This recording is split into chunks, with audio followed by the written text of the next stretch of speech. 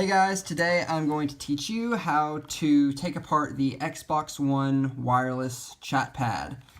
There are a multitude of reasons for getting in here, from checking out how it looks to getting something out of it, in which case, or in my case, it was part of my headphones that broke off in there. But what you want to do is, of course, remove it, because there's two sides to the casing.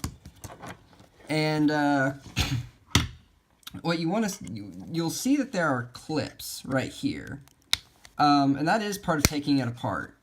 You can think that you can take it apart right here, and you can, but first you have to hit this little rubber stopper. It kind of looks like a clip, but you just push that in, and the first time you do it, there's going to be like some white substance, glue or something. Do that on both sides. If it will come off. These things are actually pretty durable. Just don't even think you're gonna... there we go. Yeah, they're also made bigger than the hole is so that they can actually fit. But the screw that's used, or the screwdriver, is a T5. So not a hex, like a hex security, but it is a hex. It's a T5. And do that on both sides.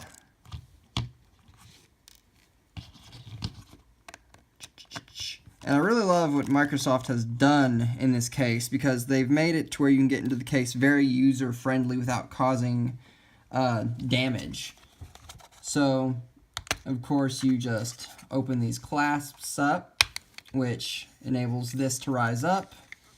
And don't rip it apart. There is a ribbon cable. And if you can like see my finger behind there, so if you have your audio cable or something else stuck in there, you can take a pair of tweezers like so, and just kind of go in and around and kind of pop it out like that.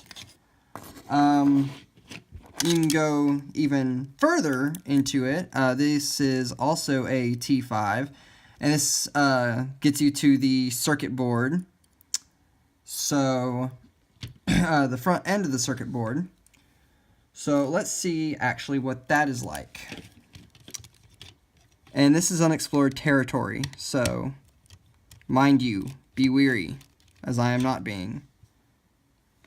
And the screws are all the same size, so you cannot screw that up royally, if you're wondering. Gently lift, and that is what it looks like.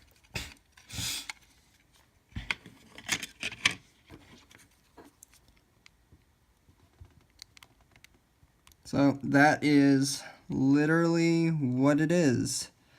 And there are these little rods here that hold in place. Let's see if we can even take that apart.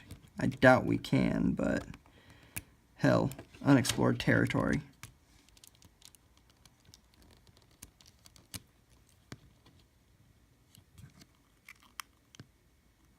Yeah, it's going to be quite difficult, so, and I don't want to injure the keyboard, but you should be even able to get the original keys out or fix something if a key is gunky. You can check if there's like a spring or button in there that's messed up.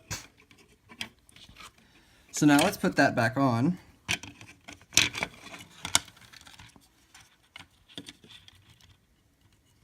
And of course these screws are the same size, so that kind of fits in there like a glove.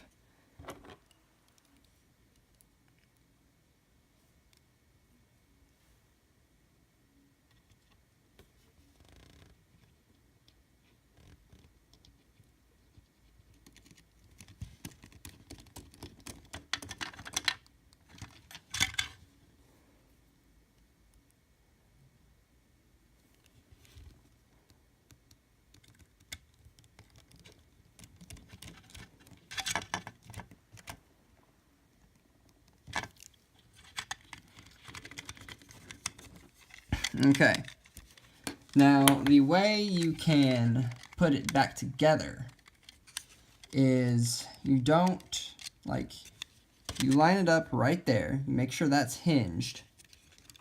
And then slowly kind of, like, you got to be kind of, like, just gentle with it. Because you got to realize everything is clasps. But then, once you can get this all aligned, of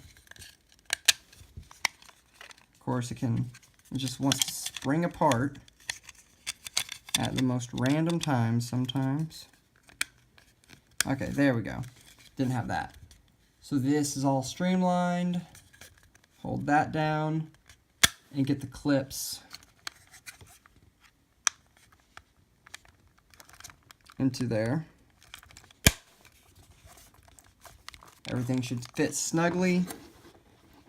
Put the rest of the screws in.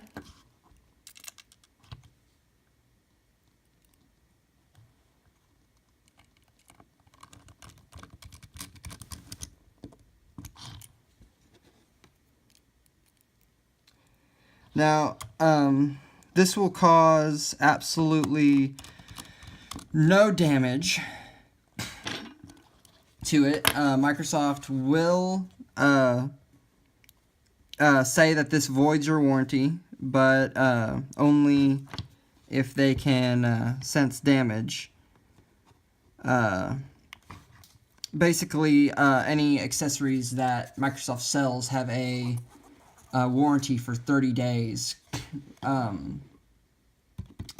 But sometimes if they call and say, oh, well, that's not in the warranty, or like if one of the buttons was false or like faulty or whatever, sure, but they're not going to be able to get like something out of your headphone jack or something.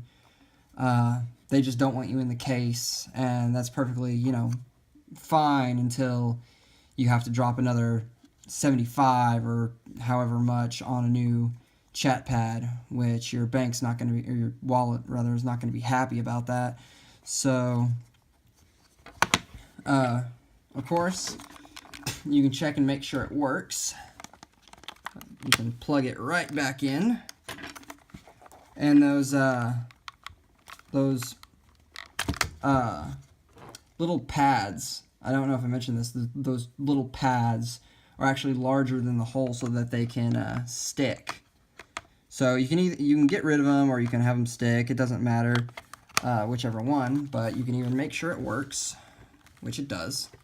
Holding down the Xbox button, and that thing will flash once it starts. Yep, there it goes.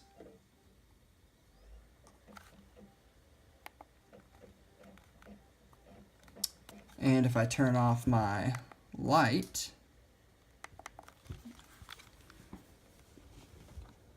then, yay, it's working. All buttons.